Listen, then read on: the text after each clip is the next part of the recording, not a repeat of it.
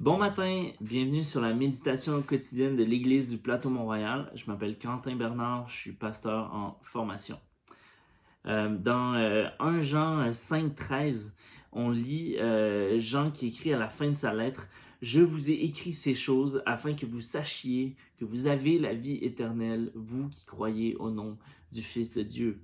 Il est en train de dire que sa lettre et la Bible en général a le pouvoir de donner aux chrétiens une assurance devant Dieu, de l'affermir dans sa marche avec Dieu et dans sa connaissance de la vérité.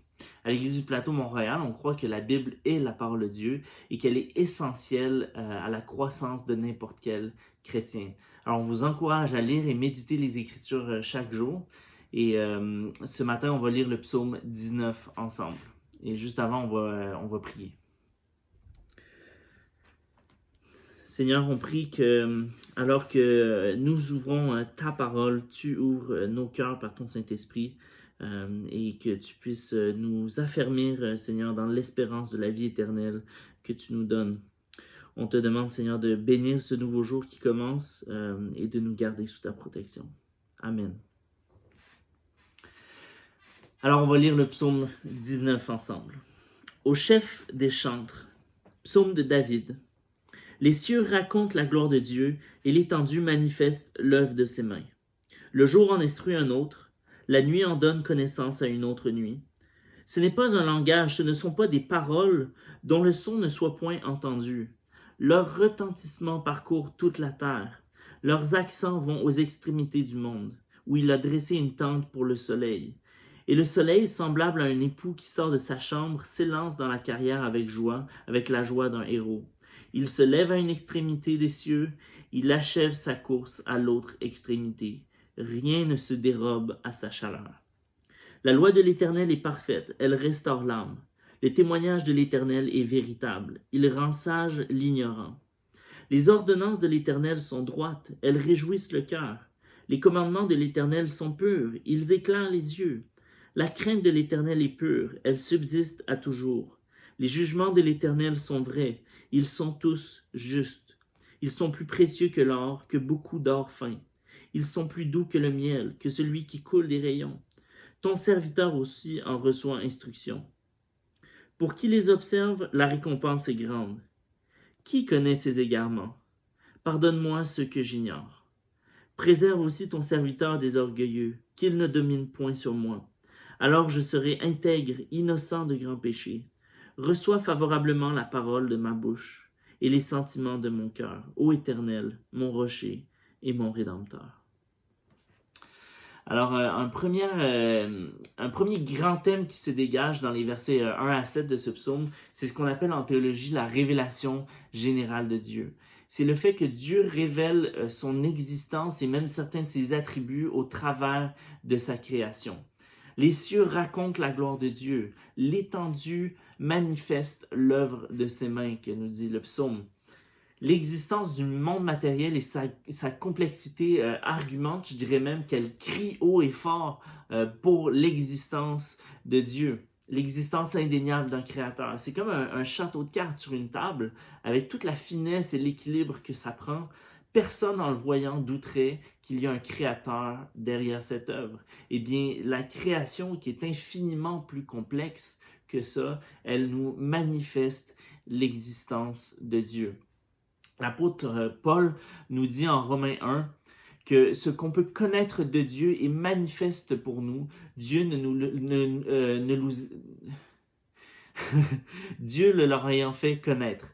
En effet, les perfections invisibles de Dieu, sa puissance éternelle, sa divinité, se voient comme à l'œil nu depuis la création du monde quand on les considère dans ses ouvrages. Et là ensuite, il dit, ils sont donc inexcusables, car ayant connu Dieu, ils ne l'ont point glorifié comme Dieu et ne lui ont point rendu grâce. Mais ils se sont égarés dans leurs pensées et leur cœur a été plongé dans les ténèbres. Alors, je m'adresse là à des non-croyants qui liraient, qui regarderaient ce vidéo, et il y en a probablement, parce qu'il y a des gens qui ne sont pas croyants dans notre église, et le vidéo est sur YouTube en plus. Il y a une forme d'évidence dont nous témoigne la création par rapport à l'existence de Dieu, et en bout de ligne, au jour du jugement, eh bien tout homme et toute femme sera trouvé inexcusable s'il ne s'est pas repenti et tourné vers Dieu pour son salut. Et on ne pourra pas dire, ah ben j'étais en train justement de penser à peut-être. Non, l'évidence, la Bible est claire là-dessus, il y a une évidence dans la création. Et c'est d'ailleurs ce que David nous dit au verset 4 dans ce psaume, il nous dit, ce n'est pas un langage, ce ne sont pas des paroles dont le son ne soit point entendu. Leur retentissement parcourt toute la terre. Alors, on a vu dans les versets 1 à 7 le thème de la révélation générale. Maintenant, on va voir dans les versets 8 à 11 de ce psaume ce qu'on appelle en théologie la révélation spéciale. Alors, non seulement Dieu se révèle de manière indirecte au travers de ce qu'il a créé, comme un tableau nous révèle l'existence d'un peintre et même certains de ses goûts et de ses talents, mais en plus, Dieu se révèle de manière directe, spéciale, détaillée au travers des Écritures, la Bible. On voit dans le verset 8, par exemple, « La loi de l'Éternel est parfaite, elle restaure l'âme. Les commandements de l'Éternel sont purs, ils éclairent les yeux.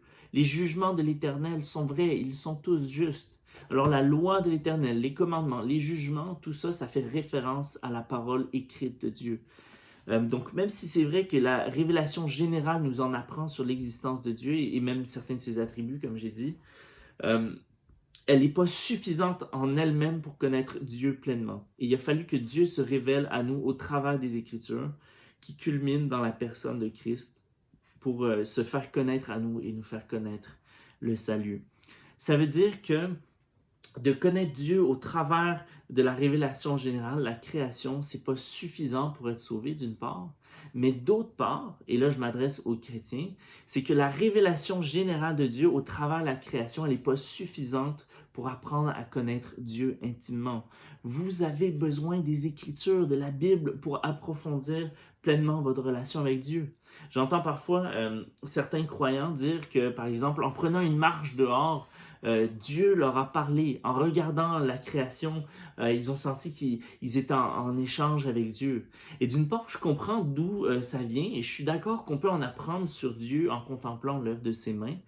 Mais il faut en même temps être prudent et réaliser qu'une marche en forêt n'est pas suffisante pour approfondir votre relation avec Dieu. Il ne faut pas que ça devienne un substitut à une lecture et une compréhension éclairée des Écritures.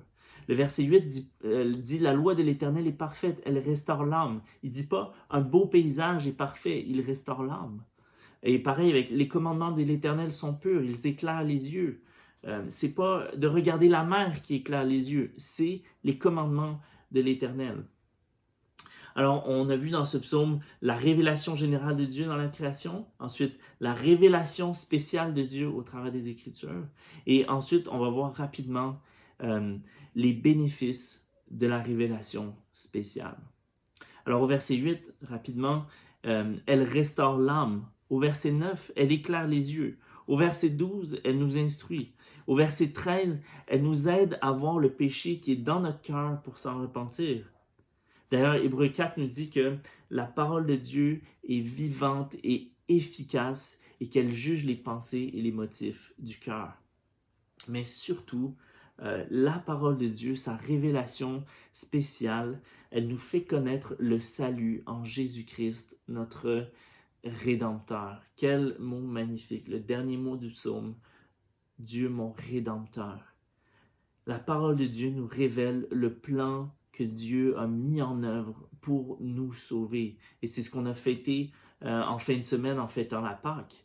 Jésus-Christ, notre Rédempteur, mort sur la croix pour payer nos péchés, ressuscité pour avoir la victoire sur la mort et nous donner la vie éternelle. Alors ce psaume nous parle de la révélation générale de Dieu, de la révélation spéciale de Dieu, des bénéfices qui se rattachent à connaître la révélation de Dieu. Et c'est ça. Et donc finalement, je vous dirais qu'on peut louer Dieu aujourd'hui parce qu'il est un Dieu qui se révèle.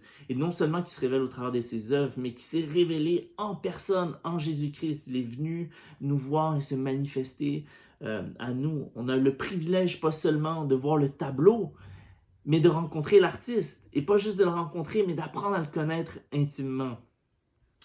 Alors, qu'est-ce qu'on peut faire? Je vous pose la question et je vous laisse là-dessus. Que peux-tu faire aujourd'hui pour répondre à la révélation de Dieu dans ta vie? Qu'est-ce que tu peux faire pour apprendre à mieux le connaître? Partage-nous tes idées dans les commentaires en dessous de la vidéo. Pour moi, c'est tout ce que j'avais à vous partager aujourd'hui sur le psaume 19. Un magnifique psaume sur la révélation de Dieu. Alors que Dieu vous bénisse tous. Passez une bonne journée dans sa grâce.